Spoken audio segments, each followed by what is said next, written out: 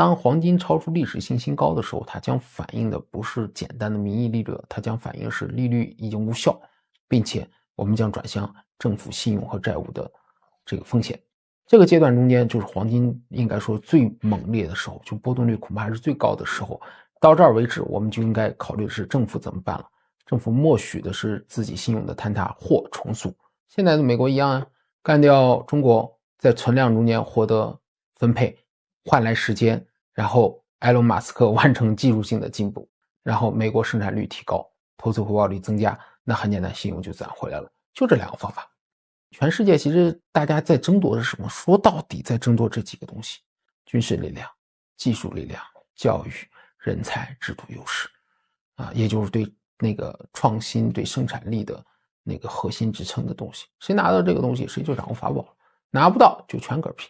所以你明白，贸易战其实根本就不是贸易，贸易、科技、技术包括全球这个锚嘛，就是定价，其实是一回事。就是在大部分时间的中观维度，它就是个实际利率对标物，它就接近于货币的一种商品，但是呢，它本质上是反映美元的实际利率。实际利率分成两个，就名义利率和这个通胀。所以说呢，黄金不是说什么通胀黄金上涨，通缩黄金下跌，不是的，它实际上是名义利率和通胀之间的速率差。也就简单，通缩的话，如果利率下行更快，它也可以涨；通胀的时候，如果利率这个上行更快，它也可以跌。所以这里边就是做最简单的，就是两个变量的差值，不是一个绝对性的一个因素，这是中观。但是利率本身呢，实际利率本身呢，它反映的是你的就货币也好，反映是美国也好，它的主权信用的风险。也就是简单讲，你的债务越高，信用风险越大，你的利率水平是越低的。但是呢，利率水平是有底的，但债务风险是有无上限的。那么现在呢，我们就需要讨论这个问题了，因为我们的实际利率和名义利率在地板上，也就是如果你基于这套中观路径呢，你会觉得黄金已经没空间了，因为都趴在地板上了，对不对？但是呢，你要考虑的是利率有底线，债务和信用是无上限的。所以当黄金超出历史性新高的时候，它将反映的不是简单的名义利率，它将反映是利率已经无效，并且我们将转向政府信用和债务的这个风险。这个阶段中间就是黄金应该说最猛烈的时候，就波动率恐怕还是最高的时候。到这儿为止，我们就应该考虑的是政府怎么办了。政府默许的是自己信用的坍塌或重塑。如果政府重塑，当然黄金就会这个跌回来了但是你要知道重塑是怎么重塑。那这个按照历史上经验，70年到85年的重塑是干掉日本，再往前的重塑是这个替代关系了，就相当于把英国替代掉，那就是二战。所以说你说现在看债务和杠杆，我们是非常相近了啦，无非就是看什么方式去解决，是以战争的方式解决，还是以存量中间干掉对手来换取时间来解决。这两个其实你如果看明白，对中国都不是很友好的。某种程度上，黄金越涨，全世界是越危机的，这话是真的。明白。您能稍微再讲一下重塑的这个含义吗？信用重塑非常简单，债务在高位，信用重塑就是老子挣钱了，我挣钱你不用担心我的债务了，我不挣钱那你就要担心我的债务。我挣钱无非就是两个东西，第一呢，从新东西上挣钱，第二从旧挣钱东西挣钱。旧东西挣钱就是全球这个经济存量中间的再分配，那很简单，就是干掉日本，美国换代10年的这个转型期的缓冲，然后再迎来高科技的创新，完成新增收入。美国完成那个75年的过渡，70年到85年的过渡。现在的美国一样干掉中国在存量中间获得分配，换来时间，然后埃隆·马斯克完成技术性的进步，然后美国生产率提高，投资回报率增加，那很简单，信用就自然回来了。就这两个方法当然战争是直接破坏性的，那就是另外一种方式。就是我们回到那个黄金的那个短期和中期和长期，您分别觉得这3个这个阶段里边什么是比较重要的观察点？短期嘛，就是看名义利率的预期，通胀的预期。那中期呢，就是看债务的这个产生和变动。长期呢，就是看信用的损伤信用的损耗。信用的损耗其实某种程度上也是债务的这个，当然是债务到了临界值这个会影响到就是整个的这个大的节点吧。现在的这个结论很清楚，美元的实际利率会长期为负，而且呢，政府高层应该也都很明白这个道理。那么为什么各国现在还没有大量的抢购黄金呢？不，无所谓的，因为对于政府来讲，黄金是没有意义的。他只要拥有铸币权，他为什么要换黄金啊？也就很简单，对于各国政府来讲，那军事的权利要远比黄金要的重要得多。难道这个各国政府以后在抢夺全球信用重塑的时候，还能说像这个当年一样，我搬出20吨黄金来重塑吗？不能。黄金有是作为资产配置，我该有啊。但是呢，将来的信用重塑根本不需要这个东西。就跟二战以后真正布林森森林体系脱钩以后，美国的信用并不是靠这个东西。我有技术，我有人才，我有最好的这个制度，然后呢，我有军事力量就够了。我要黄金干嘛？对吧？那简单讲，美国的黄金也金库里边有多少是他的？没多少了。那么中国也一样的道理。全世界其实大家在争夺的是什么？说到底在争夺这几个东西：军事力量、技术力量、教育、人才、制度优势啊，也就是对那个创新、对生产力的那个核心支撑的东西。谁拿到这个东西，谁就掌握法宝了；拿不到就全嗝屁。所以你明白，贸易战其实根本就不是贸易，贸易、科技、技术啊，包括全球这个锚嘛，就是定价，其实是一回事。您有预期吗？短期黄金会涨多高？哦，这个不预测，这个完全没有意义。简单讲，像短期这种价格波动，那我还能掐指一算吗？不能，我只能告诉你是，这个鲍威尔讲话之后，其实黄金基本上下行的空间是被封死的，就是说你更多的看它就是个看涨期权，什么时候涨多少的问题。那当然了，你对于未来价格预测，我们更不预测了，因为很简单 ，trader 根本不做价格预测，走着逻辑结束，逻辑不结束拿着。对吧？那你说我还能掐指一算2100，这个没有意义，这个完全没有意义，你知道吧？提到 trader 的思维，您能不能稍微展开一下？就是当观察到了一个趋势以后，交易员会怎么样去建造自己的仓位，然后如何加仓，如何减仓，什么时候会改变自己的仓位方向？对，因为不同的 trader 类型是不一样的。比如说，如果你是做这种长周期资产配置的话，你的介入点要比中间的调整更重要。也就是说，你在介入点的时候，应该选择这种我们叫风险和回报最佳的时候。那这个东西拿什么东西去衡量呢？其实很多人不太了解这个，就是说这个策略设计中间关于风险和投资回报的这个关系。这个关系其实很简单，就是期权的波动率。期权不就是风险定价吗？波动率不就是风险定价的标准吗？那答案其实就告诉你了，期权的成本最优的时候，就是你的交易成本最优的时候。那么逻辑呢，当然是前面你需要做的工作，逻辑成立，那我要等最优的交易这个结果。这个时间大概是什么呢？说是2018年的年初，当时黄金的波动率大概是9吧，最低。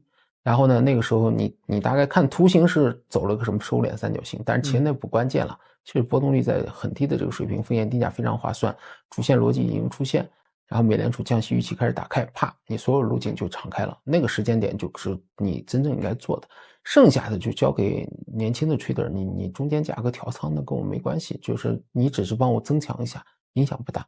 我把握着主线逻辑，那我的主线逻辑非常清楚。既然刚才已经讲过了，我反映的是你目前这一轮的实际利率下行、债务信用的损耗。那什么时候你的实际利率预期开始发生调转？什么时候你的债务和这个信用的往回拽的政策出来？那我什么时候开始准备逐步的平仓？当然这个东西我说历史新高是肯定的，但是哪儿我们就不知道了。走着吧，走着看着调着就行了。我们知道交易当中除了策略的构造以外，风险控制也很重要。这方面你有什么经验可以分享吗？这里面就很多工具了。第一工具，第二呢是时机的选择要比工具更重要。第一呢选择时机，然后第二呢选择交易工具。交易工具中间呢，实际上我们是比较偏好期权的，就是因为那玩意儿非常好风控，非常好风控啊！你也非常简单，在最优的时间靠进去。当然还有一些对冲的手段，因为大类资产之间它有一个不同的速率差。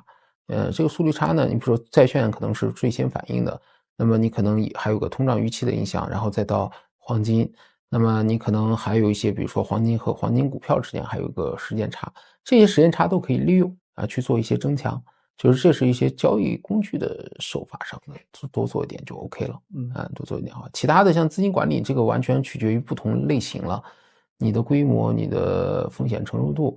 这个不同策略上是完全不一样的，所以这个也没有什么太多的有个定式没有，但是工具的选择和方法上是有个定式的仅此而已。对，您前面提到的组合对冲策略，究竟是主要用国外的金融工具，还是用国内的金融工具？那国内也得有啊，也有工具啊。而且国内好像期权非常贵。对，工具太少，然后对应的能实现一部分，但是不能全部实现。但是我只能说能实现一部分，也不至于说全实现不了。只是说相对来讲少。那对国内的普通投资者而言，就在国内选择产品，该如何考虑对冲风险和分享收益呢？你有什么推荐？他不考虑对冲风险，普通投资者不考虑对冲风险，可能考虑者考虑的就是怎么赚钱，对吧？他对风险的人是这个跟大家想的完全不一样的，所以对于他来讲，国内工具足够了，对吧？你从这个上海黄金交易所这个黄金 TD， 再到实货黄金，再到你的黄金期货，反正这些工具都足够他们玩了。更大的问题是他自己对这个理解有多深啊？其实他根本不太，普通投资者咱说实话是不在乎这些的，知道吧？不在乎这些的。就我们的观点来看啊，如果一个普通的投资人能够把握到一定比较稳健的收益，相当于他也就消化了一部分风险。对，但是黄金上面没有所谓的稳健收益，它如果单看它的，它就是个投资品，对吧？你又不是打算拿黄金做一个策略。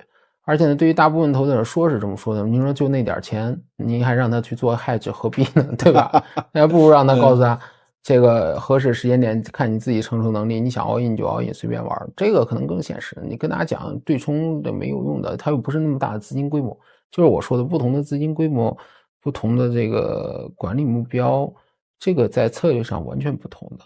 所以说如果是跟普通投资人沟通的话，我觉得完全没必要沟通这个层面了，因为这个因人而异了，完全因人而异。对。关于现在的美联储啊，有个说法，就是现任的美联储主席他制定货币政策是比较谨慎的，不是非常前瞻性的，这对黄金的投资有什么影响？它对黄金是最友好的，因为很简单，我们怕它前瞻，就是简单讲，通胀没有起来，利率先抬起来了，那对黄金就像耶伦一样，这对黄金是最不利的。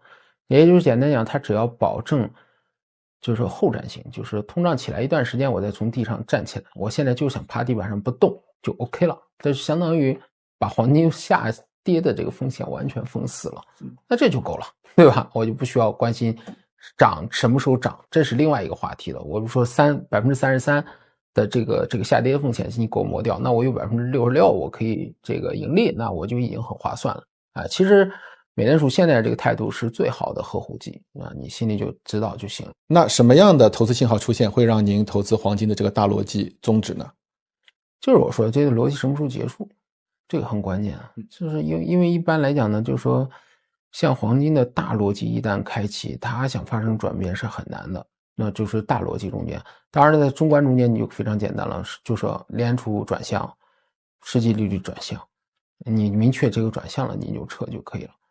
但是呢，为什么黄金这个资产从过去的20年，你会发现大部分时间是一直涨的，这是有原因的。也就是简单讲，我们大部分时间是66%的胜率，只有12年到15年底吧，大概我们是那33%，这大部分时间对黄金是非常友好的，就在这儿，就在这儿。所以说，这个资产是非常特殊的，就是说，一直是正向资产。应该这么讲，一直是正向，这就跟我们的利率一样，利率病就是你一旦嗑上药了，你就会不停的嗑。那其实你把利率比喻成这个药的话，那就相当于黄金一旦涨了，那就是不停的涨，中间大部分的时间都是这个过程。它其实相对也非常简单了。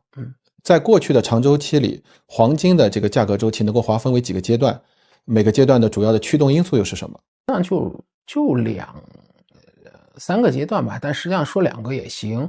第一个呢，就是当年执掌保罗·沃尔克那个年代，那其实也是美国经济重要转型阶段，黄金的第一次对信用做的反馈，到那个信用反馈的结束，到信用的重构，再到信用重构以后塑造的这个全球经济模型是基于这种全球分工形成的，所以它会染上一个病叫利率病。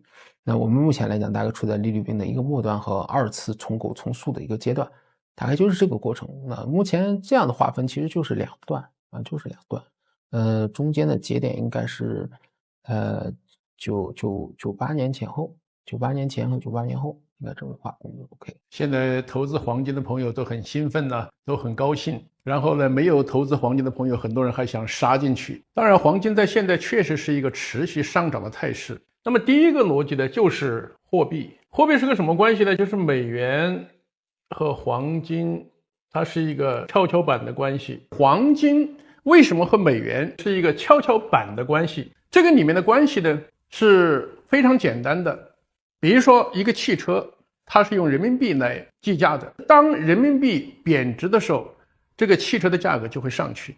如果当人民币出现升值的话，那么这个汽车的价格它就会下来。一种商品用一个货币来标价的话，它的价格的上涨和下降与这个货币本身的价值的上升和上涨就是一个跷跷板的关系。这个是一个简单的供需的这么一个关系，也就是美元向下走，黄金就一直向上走。这个很简单的道理，因为全球的主要黄金交易所的黄金交易都是以美元计价的，所以美联储降息，而且它会持续降息，那可能未来1-2年之内，在这个意义上黄金还会持续往上走。当然呢，还有更重要的是呢，我们可以看到就是全球很多央行他们持有的储备货币大多数也是美元资产，还有加上是黄金资产。如果全球的想去美元化，那通常它就会增持黄金，所以基本上就有这么2个跷跷板的关系，决定了美元走弱，黄金就会走强。当美元超发的时候，黄金一定会上涨。确实从历史上我们可以看到啊，在1944年，当时44个国家确立的布雷顿森林体系，当时的黄金是一个固定价格，35美元一盎司。但是大家知道，后来有了朝鲜战争，后来有了越南战争，美国就开始超发货币，因为战争通常都会超发货币嘛。超发货币的时候，美元就出现贬值，美元贬值，黄金就会大幅上涨。1971年8月15号，当时美国总统是尼克松，美国那个时候的黄金储备流失特别快，因为大家认为不相信美元，美元这个钞票一直在贬值，所以欧洲很多国家就把美元钞票拿去兑换黄金。结果尼克松总统就不干了，他宣布他的新经济政策。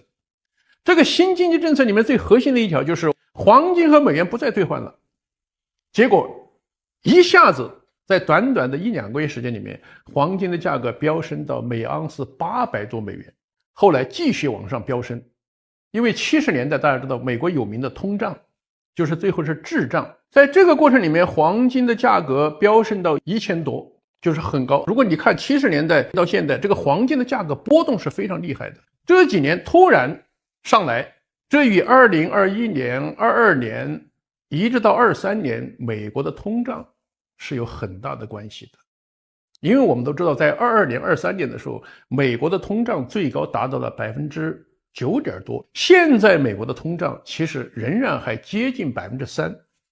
所以你看，我讲这个简要的几十年的历史，你就知道黄金的价格和美元紧密挂钩的。当美元出现货币超发、通货膨胀，黄金它一定是上涨的。第二个就是我们讲的叫风险或者叫避险。为什么很多人买黄金？黄金又不能吃不能穿，它是一个金融产品，机构买它是为了避险，包括很多央行在买。世界上很多央行最近在增持黄金，所以你看这个需求在增加。那么第3个呢，就是叫刚需。刚需就是我们现在很多老百姓他们买黄金，比如说是为了做首饰传个儿女，所以基本上世界上的黄金就是这3个需求决定的。所以朋友们，你们要分析黄金的走势，主要就看这3个，一个是美元的走势，一个是全球的风险和不确定性，董王上台，地缘政治的冲突始终不断，这风险大家要避险。第3个就是刚需，刚需始终存在，所以决定波动的是前面2个因素是最主要的。今天全球金融市场上大体上大家都认为美元会持续的走弱，或者说短期之内它一定会保持一个弱势，所以黄金一定会走强。所以基本结论是黄金在未来还会持续的往上走。当然持续上涨并不意味着它是一个直线的上升，中间会出现很多的下调。所以朋友们，你们在做投资，特别做期货加杠杆的条件下，还是要非常的慎重，非常的小心。